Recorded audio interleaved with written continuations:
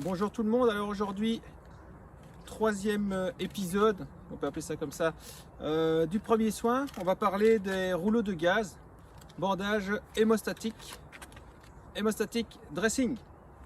C'est parti.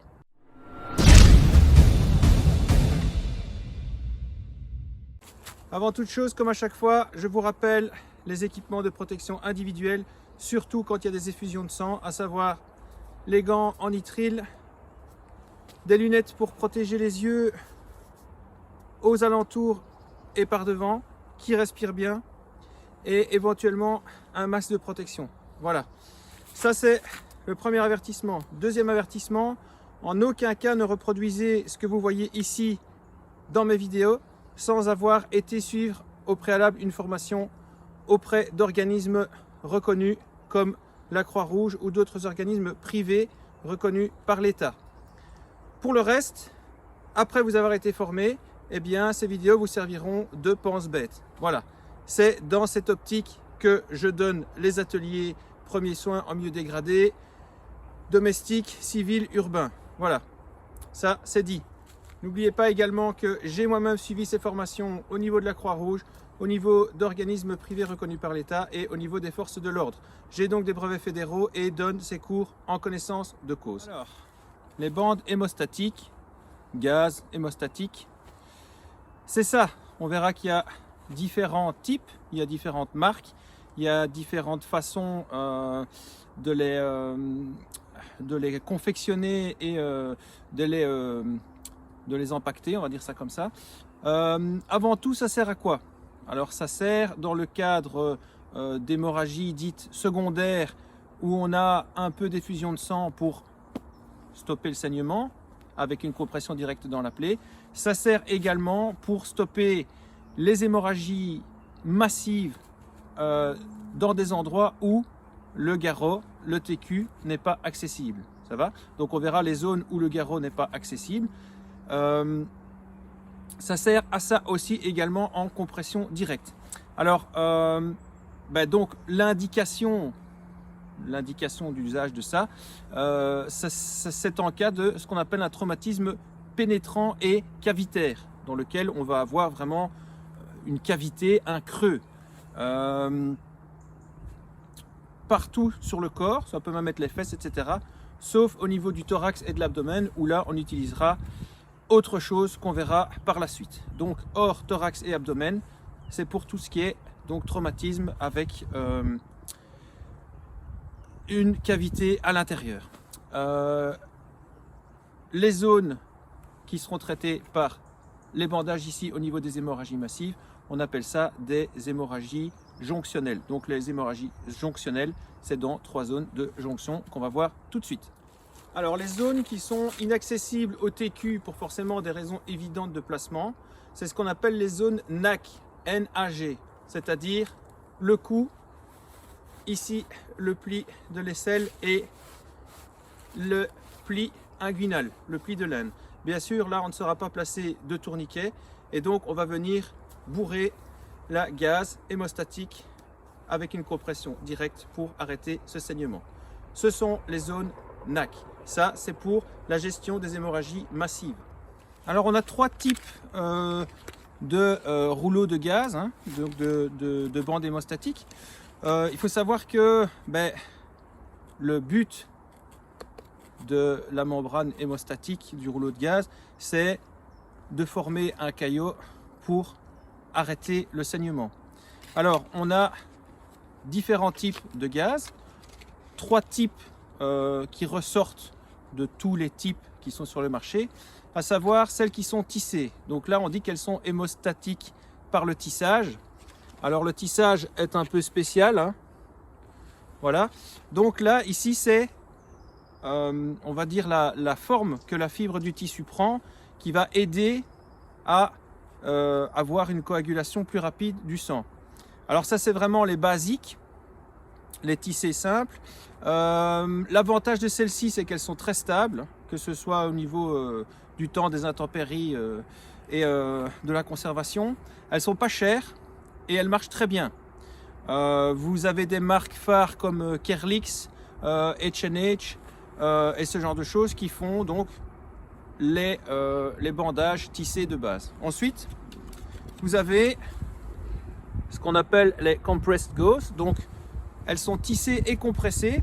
Alors, l'avantage de celle-ci par rapport à l'autre, c'est un évident gain de place. Vous voyez que ça prend très peu de place dans un IFAK, dans une poche, dans une voiture, peu importe. Ici, on est sur 3,70 m, 3,70 m de bandage, ce qui en fait vraiment un packaging qui est hyper pratique et qui a les mêmes propriétés de tissage que la tissée non compressée. Voilà, vous voyez la différence de place que ça prend. Ensuite, on a la tissée et hémostatique rapide. D'accord, ici on est sur la marque Sam Medical. Il y en a d'autres qu'on verra tout à l'heure. Alors ici, elles sont imprégnées d'un agent hémostatique.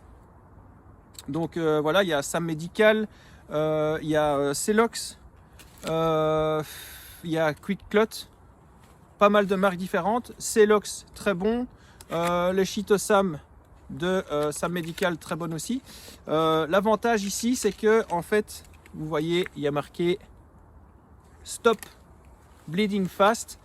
Ça va être au niveau du temps de compression. Donc l'agent coagulant qui est rajouté à la fibre du tissu va nous permettre de pouvoir effectuer une compression, un temps de compression presque 2 fois moindre, peut-être même parfois 3, par rapport à son équivalent qui est juste tissé. Donc voilà, tissé, tissé et compressé, et tissé et imprégné d'un agent hémostatique. Alors dans les autres marques phares, il y a aussi la marque NAR, N-A-R. L'avantage de cette marque, c'est qu'en fait, je ne l'ai pas ici, mais elle est dans un packaging où vous avez un petit rond rouge que vous pouvez percer et en fait, vous pouvez dérouler toute la gaze sans risque qu'elle tombe. En fait, elle reste dans son emballage et on la déroule en tirant dessus. Vous verrez que sur le terrain, celle-ci, dans le stress, etc., ça tombe vite. À ce moment-là, il y a des risques de contamination par les agents extérieurs quand on bourre la plaie. Voilà, NAR, ça c'est très bien. Au niveau des tissés qui sont imprégnés d'agents hémostatiques, eh bien là, dans les 3 minutes, on a une hémostase. Alors l'hémostase, c'est quoi? C'est l'arrêt de l'hémorragie, tout simplement. Le petit ou le gros désavantage de celles-ci, c'est qu'elles sont presque 10 fois plus chères que les autres. Donc à prendre en compte également. Hein, si vous n'êtes pas en milieu tactique, où il doit y avoir une rapidité d'exécution, soit pour votre vie, soit pour celle des autres, soit pour continuer une mission, eh bien, ça ne sert pas à grand chose d'avoir l'agent hémostatique en plus, surtout si c'est 10 fois plus cher. Au niveau de la gaze compressée, l'avantage c'est qu'on a entre 3,50 m et 3,70 m de bandage ici, dans un coton de haute qualité, donc qui est très bon aussi, et qui prend pas de place du tout. Ici, c'est la marque H&H aussi. Voilà. La marque Kerlix pour tout ce qui est gaz non compressé, qui est une très bonne marque aussi. Là, on est sur plus ou moins 2,80 m de tissu, avec un tissage dit ouvert. Donc, vous voyez que le tissage ici est légèrement ouvert. Ça donne une bonne absorption du sang et une aération supérieure par rapport à une autre bande. Et le motif de tissage augmente le volume dans la plaie, donc ce qui permet d'avoir encore une meilleure absorption. Donc elles sont très bonnes aussi. Le dessin des motifs, si vous voyez ici, le dessin des motifs de la fibre réduit le risque de contamination des plaies et de granulomes. Alors les granulomes, c'est encore un mot savant, c'est quoi? Le granulome, c'est juste un amas de cellules mononucléées. En gros, c'est une lésion inflammatoire. Voilà. Donc ici, on a le volume qui est intéressant. Ici, on a justement dans le rangement le volume, le petit volume qui est intéressant. Et ici, eh bien, on a le fait que dans les 3 minutes, on peut déjà espérer une hémostase. Alors avant d'aller plus loin, on va parler donc de la marque ici Celox. Et ici, enfin on dit Celox, c'est le style. Et ici, le style Chitosam. Donc là-dedans, vous avez des agents dits hémostatiques, c'est-à-dire que donc qui mènent à une hémostase plus rapide. On a 2 types d'actifs différents. Il y en a un, c'est du kaolin. Alors le kaolin, avec un K, c'est en fait de l'argile blanche. et des études ont prouvé que l'argile blanche était capable de promouvoir la coagulation, ce qui explique qu'on en a mis comme actif. Le deuxième actif, c'est le chitosan. Alors le chitosan, c'est obtenu suite à un traitement chimique de la chitine. Alors la chitine, c'est quoi? C'est un composant de l'exosquelette des crustacés, crevettes, crabes, etc. associé à une substance alcaline, et on obtient un des deux agents hémostatiques hyper puissants. Alors il faut savoir que même si c'est basé sur les composants de l'exosquelette de crustacés, même les personnes allergiques aux crustacés peuvent être soignées avec ces bandes sans avoir d'allergie constatée. Des études ont été menées là-dessus et pour l'instant il n'y a aucun résultat négatif. Donc ça c'était vraiment pour les agents hémostatiques, des compresses hémostatiques qui sont tissées et ajoutées. Alors ici, je ne sais pas s'ils le mettent, je ne crois pas qu'ils le mettent sur celle-ci, mais en règle générale, eh bien, la compression ici sera de 3 minutes, 3 à 5 minutes, comparé à une compresse normale où là on sera aux alentours des 10 minutes. Voilà. Donc, encore une fois, si on n'est pas dans un contexte dégradé où notre vie à nous est en danger, eh bien, une compresse tissée simplement avec du tissage hémostatique convient parfaitement. Pour les militaires, les forces de l'ordre, en cas d'attentat ou de grosses catastrophes, Celox rapide, Chitosan. Alors ici, on entre dans le vif du sujet. Donc ici, bien voilà, on a un blessé qui est en hémorragie massive. Alors comment reconnaître une hémorragie massive d'une hémorragie secondaire ou d'un gros saignement? Eh bien, le sang qui sort de la blessure ou du membre impacté sort par jet. Donc soit vous avez carrément le jet, soit vous allez avoir une petite vague qui pulse. Qui pulse avec quoi? Eh bien avec la pompe cardiaque qui fonctionne encore pour le moment et qui se contracte et qui expulse le sang. Voilà. Donc si vous n'avez pas une pulsion dans le sang qui sort, voire du sang qui gicle, vous n'êtes pas en hémorragie massive. D'accord? Ça ne veut pas dire qu'il ne faut pas faire vite, mais ça veut dire que potentiellement, en tout cas, la mort ne va pas arriver dans les 6 minutes. Voilà. Ici, donc, nous allons traiter le cas d'une hémorragie massive dans les zones NAC, le cou, l'aisselle ou le pli inguinal. Et donc, on va faire comme on fait, comme on a vu au départ avec le pansement compressif israélien. On avait d'abord amené un peu de gaz. On fait une compression directe dans la plaie.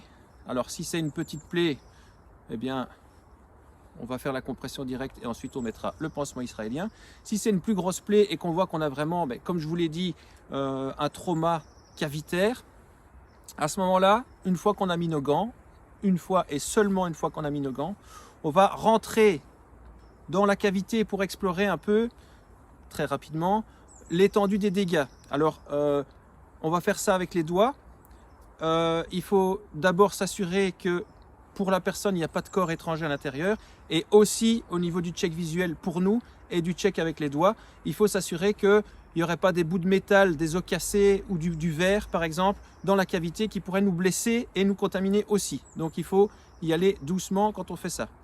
Une fois qu'on a exploré l'intégralité de la blessure, on peut déjà, quand on est professionnel, se dire j'aurais besoin de 2 ou 3 bandages ou j'aurais besoin que d'un seul, c'est bon.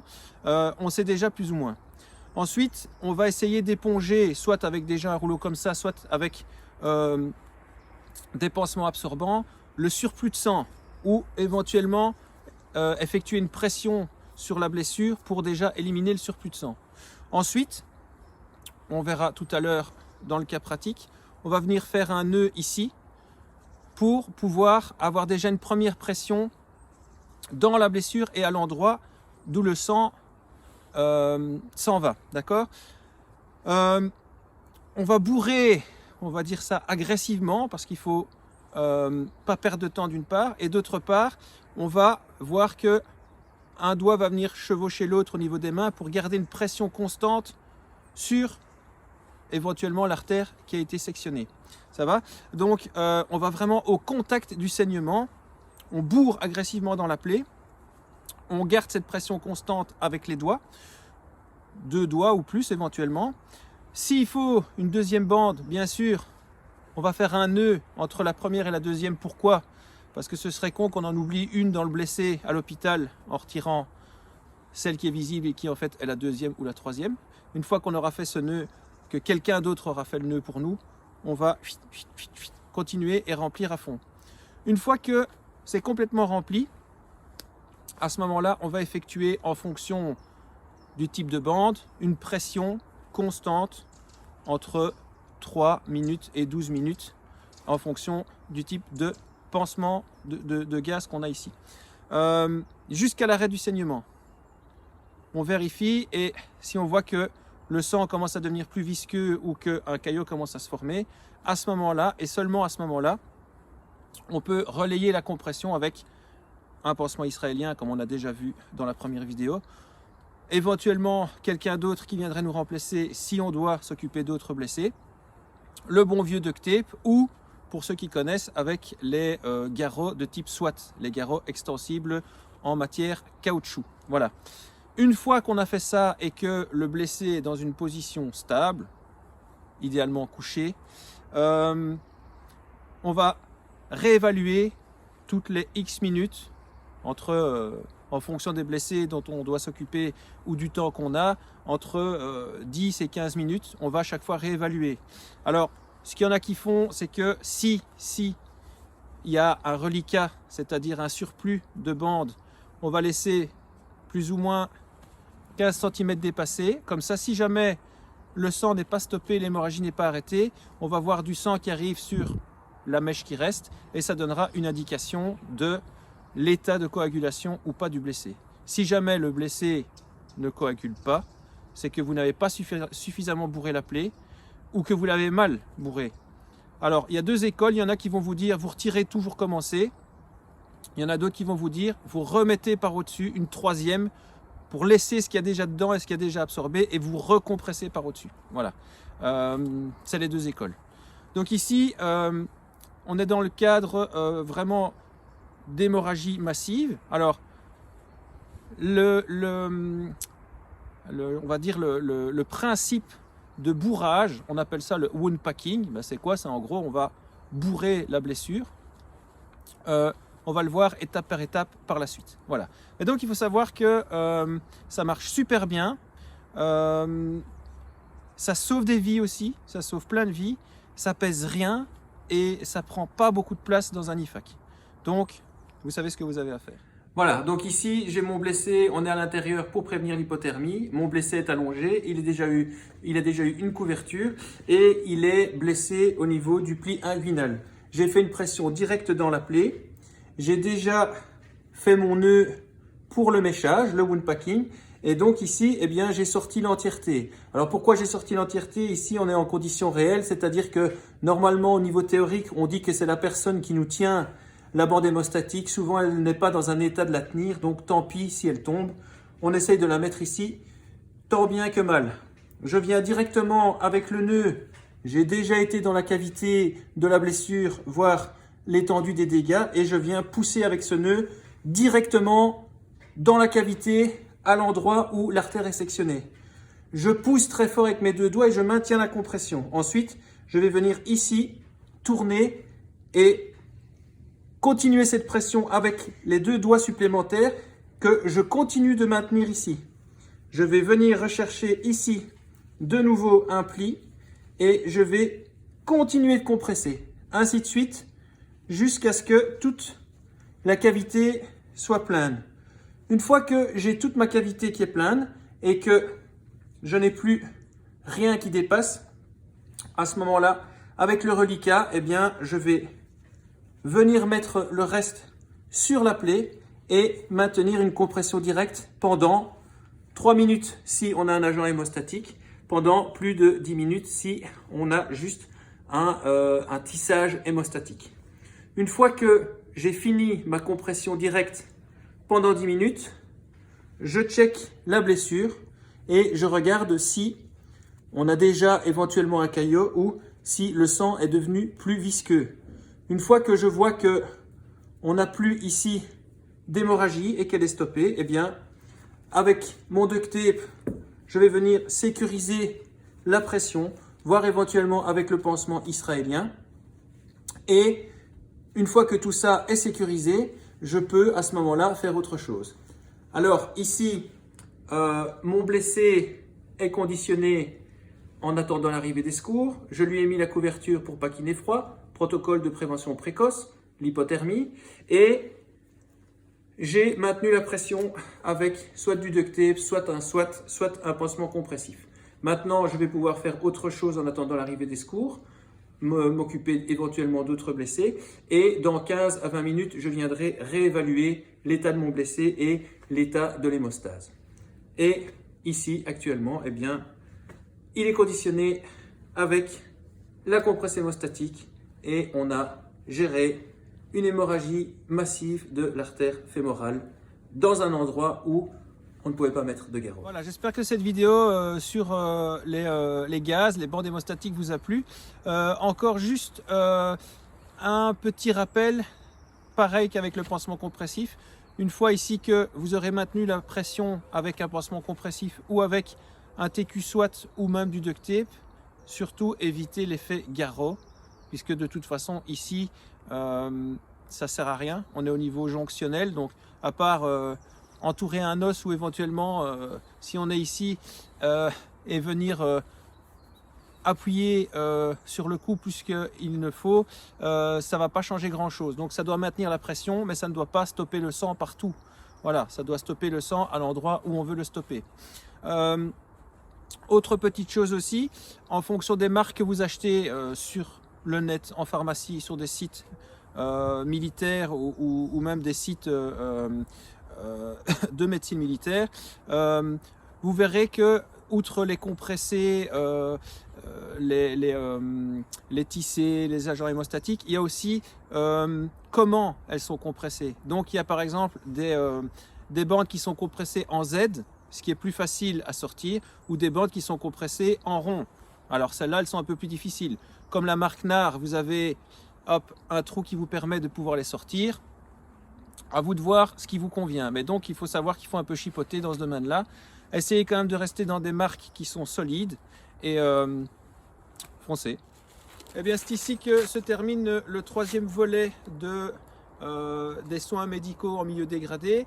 J'espère que ça vous a plu. Comme d'habitude, si ça vous a plu, un petit pouce vers le haut. N'oubliez pas de vous abonner à ma chaîne. Ça m'aide au niveau de YouTube pour répertoire, c'est plus facile. Et alors, eh bien, si vous avez la moindre question sur ça ou sur autre chose, comme d'habitude, vous n'hésitez pas. Et alors, ben, parlez-en un maximum autour de vous pour que je puisse être encore plus connu et que je puisse éventuellement avoir plus de moyens pour mes vidéos. Ce serait pas mal. Voilà. Pour le reste, n'oubliez pas, formez-vous d'abord, regardez mes vidéos ensuite comme pense bête. Ou si vous ne comptez pas vous former, regardez-les uniquement à titre informatif, mais ne reproduisez pas ça chez vous à la maison sans avoir suivi une formation solide. N'oubliez pas votre équipement de protection individuelle et je vous dis à la prochaine. Salut!